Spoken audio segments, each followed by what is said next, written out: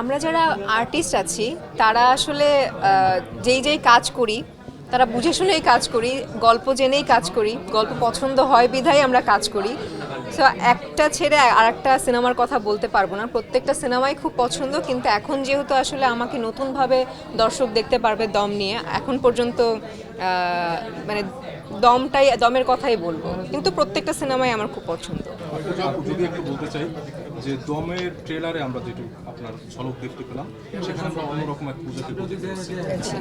আমরা কিন্তু আপনাকে সোশ্যাল মিডিয়া কিংবা অন্যান্য ফিল্মে যেটা আমরা দেখেছি যে আপনি একটু গ্ল্যামার, কিন্তু এখানে দেখা গেছে অন্য জগতের এক পূজা। যখন আপনাকে শটের পরে যখন আপনি সামনে দাঁড়িয়ে নিজেকে দেখলেন, তখন আপনার অনুভূতিটা কেমন ছিল? আমার বরাবরই ইচ্ছা ছিল যে আমি নিজেকে নতুনভাবে আপনাদের কাছে তুলে ধরবো, দর্শকদের কাছে তুলে ধরবো। এবং যখন মহরত হয় এই সিনেমার, তখন কিন্তু একটা কথা বলা হয়েছিল যে আমাকে কোনো মেকআপে দেখা যাবে না। ব্যাপারটা এত এনজয় করেছি, ব্যাপারটা এত ভালো লেগেছে এবং অ্যাক্টিং করতে এত ফ্ললেস লেগেছে, যেটা আমি আসলে নিজেই কখনো এক্সপেক্ট করিনি। এবং রনি ভাই, আমাদের এই গল্প ডিমান্ড ছিল একটা নতুন পূজাকে আবিষ্কার করবে। এটা একটা পূজা না, আসলে রানীকেই আসলে দর্শক দেখতে পাবে। সো এর জন্যই নতুনভাবে আসা।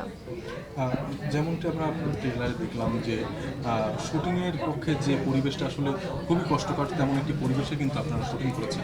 আমি যদি একটু অভিজ্ঞতা সম্পর্কে একটু ছোট করে জানতে চাই যে সেই অভিজ্ঞতাটা আসলে কেমন ছিল? এক্সপিরিয়েন্স আসলে প্রত্যেকটা মুহূর্তে খুবই ভালো ছিল। খুব কষ্টকর, ভয়ঙ্কর হলেও এনজয় করেছি এবং যখন আউটপুটটা ভালো আসছে দেখছি, খুব ভালো লাগছে। অনেক বছর পরে আসলে আমরা ঈদে পূজা করেছি, মনে হয় যদি ভুল না করি তো ঈদে আর্টিস্টের যখন একটা সিনেমা বড় পর্দায় আসে তখন তার ভিতরে কতটুকু ভালো লাগা কাজ করে, সেই সাথে দম নিয়ে দর্শকদের উদ্দেশ্যে কী বলা আছে? দেখুন, আমি এর আগেও বলেছি যে ঈদের মতন বড় উৎসবে নিজের এত বড় সিনেমা আসাটা কিন্তু অনেক বড় একটা ব্যাপার একটা আর্টিস্টের জন্য।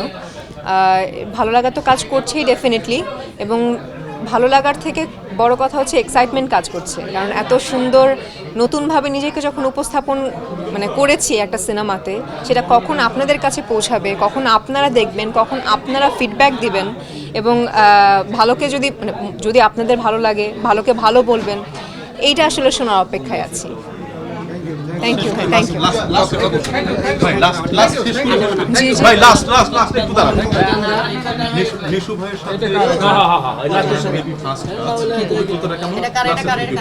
নিশু ভাই দুর্দান্ত একজন অভিনেতা, দুর্দান্ত অভিনেতার সাথে কাজ করতে প্রত্যেকটা আর্টিস্টেরই খুব ভালো লাগে, এবং আমার ক্ষেত্রেও সেই সেম ঘটনাই ঘটেছে, আমারও খুব ভালো লেগেছে। এবং দুর্দান্ত অভিনেতা, অভিনেতার কাছ থেকে খুব সাপোর্ট পাওয়াটাও আসলে অনেক বড় একটা ব্যাপার।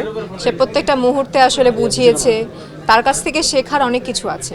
স্বামী হিসেবে কত রেটিং দিবেন?